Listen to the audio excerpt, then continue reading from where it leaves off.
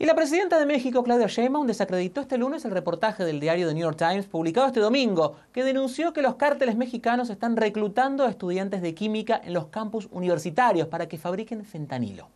La mandataria aseguró que el gobierno no tenía conocimiento de esos casos y que la única referencia que tenía era una serie estadounidense en la cual un profesor de química se asocia con uno de sus estudiantes para producir metanfetaminas, una aparente referencia a la exitosa serie Breaking Bad, aunque sin nombrarla. Esto que sale en el New York Times de que son jóvenes mexicanos, estudiantes de química, que están desarrollando las drogas, no necesariamente, no empezó en otro lado. Y que yo sepa, que haya visto, lo único que he visto es una serie de televisión de Estados Unidos que de alguna manera muestra como un profesor de química,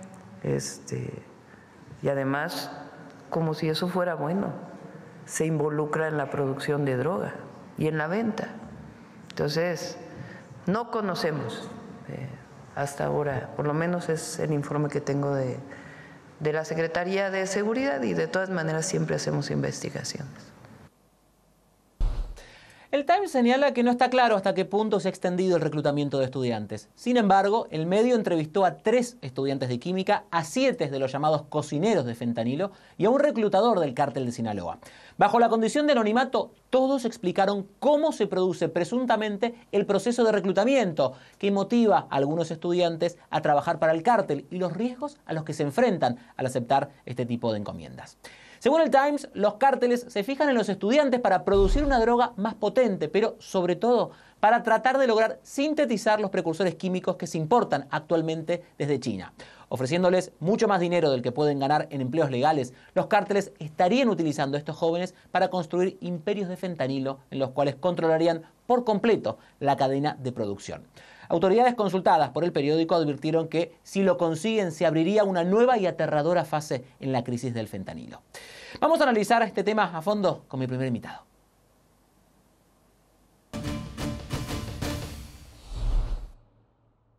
Le doy ya la bienvenida a Carlos Matienzo, director de Data Int y especialista en seguridad nacional, quien nos acompaña desde la ciudad de Seattle. Carlos, buenas noches, gracias por estar con nosotros. Más allá de que Sheinbaum lo niegue, ¿estamos frente a una versión real y moderna de Breaking Bad, si esto que ha investigado el The New York Times se cumple?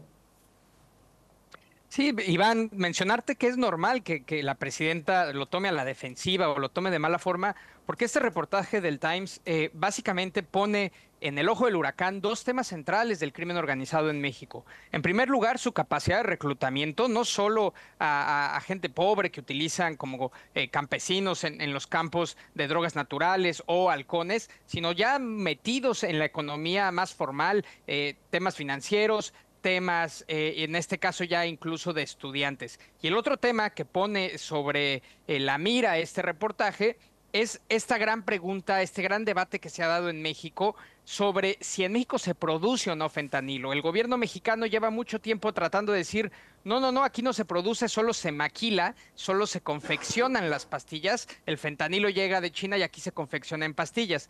Pero existen, no solo en este reportaje, existen muchos antecedentes sobre si en México ya se generan incluso los precursores o si se sintetiza aquí el fentanilo. Inside Crime reportaba que desde 2018 una investigación binacional ya tenía monitoreados algunos químicos trabajando en estos procesos para hacer fentanilo en México.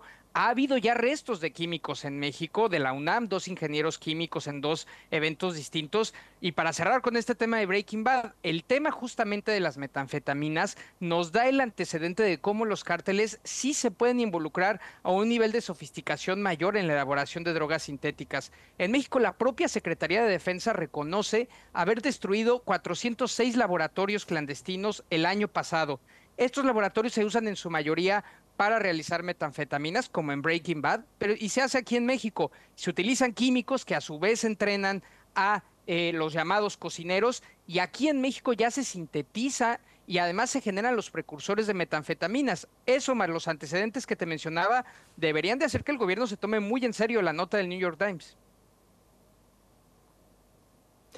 La nota justamente hace hincapié en que si finalmente los cárteles logran reemplazar los precursores químicos que traen desde China, estaríamos frente a una nueva dimensión en lo que puede ser el fentanilo y su llegada a los Estados Unidos. Teniendo en cuenta el poder que tienen los cárteles, el dinero que tienen para investigar y para captar gente ahora, según vemos, según esta investigación, incluso hasta estudiantes avanzados y quizás, ¿por qué no?, ya directamente recibidos en química. ¿Cuán lejos estamos de que eso pase y qué opciones hay de tratar de detenerlo desde México y también desde Estados Unidos?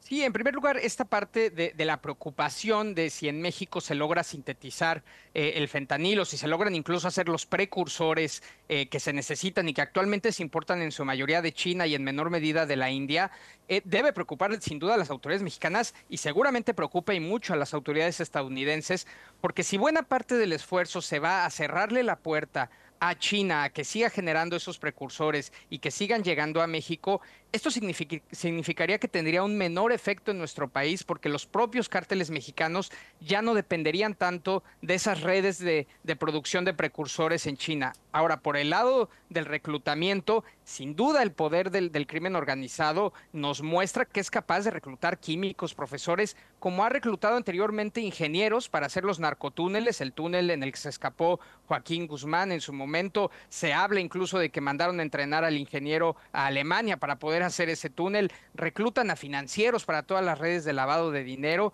¿Por qué no reclutarían a químicos? Hay estudios que mencionan, un estudio muy famoso de Rafael Prieto, que menciona que hasta entre 160,000 y 180,000 personas son empleadas por el crimen organizado en México. ¿Cómo detener esto? Con investigación, desmantelando estas organizaciones, desmantelando estas redes. Las becas del gobierno no le van a ganar al crimen organizado. En el propio reportaje se habla de hasta $1,000 para un estudiante de química. Eso no va a competir con becas ni programas sociales. Se tiene que también atacar el lado de que hay una amenaza suficiente a que si te involucras en estos procesos o con estas organizaciones, habrá castigo. Y esa es la parte débil de México, la impunidad. ¿Y qué opciones hay desde Estados Unidos? Porque al final del día el principal consumidor es Estados Unidos. Vos estás en Seattle, yo estuve el año pasado y se ve a la gente caminando zombies por el fentanilo. En Seattle, en Portland, también en Vancouver, en Canadá, por mencionar solamente algunas de las ciudades. ¿Qué opción tiene Estados Unidos de tratar de evitar que entre a su país y que sus ciudadanos terminen contaminados por esta droga? Sin duda tiene que haber un esfuerzo por el lado del consumo. Hay una parte que es educativa, de prevención. Hay otra parte que es un esfuerzo de salud, porque al final del día ya es un problema de salud pública. Y también hay que revisar muchas políticas públicas que se han hecho desde mi punto de vista equivocadas en Estados Unidos, donde se ha reducido el esfuerzo de law enforcement para atender a las personas que se drogan en la vía pública, a los vendedores, a los narcomenudistas en Estados Unidos, particularmente en ciertas ciudades del oeste de Estados Unidos, donde se ha, digamos, facilitado la posesión y el consumo de este tipo de drogas, particularmente las sintéticas, y sí tiene que haber una revisión de las políticas públicas de Estados Unidos, no solo de salud, no solo de prevención, sino también de seguridad, porque sí creo que esta laxitud hacia el consumo de drogas en Estados Unidos es lo que está generando también el problema de consumo. Por otro lado, tendría que haber una mayor colaboración internacional entre China, entre México, Estados Unidos y Canadá para también atacar el lado de la oferta. Son las dos cosas. No podemos seguirnos peleando entre México y Estados Unidos si es la oferta o es la demanda. Son las dos cosas y las tenemos que atacar simultáneamente. Carlos, gracias por haber estado con nosotros. Era Carlos Matienzo, director de Data Int y especialista en seguridad nacional, que nos acompañó desde la ciudad de Seattle. Gracias por haber estado con nosotros. Gracias, buenas noches, Iván.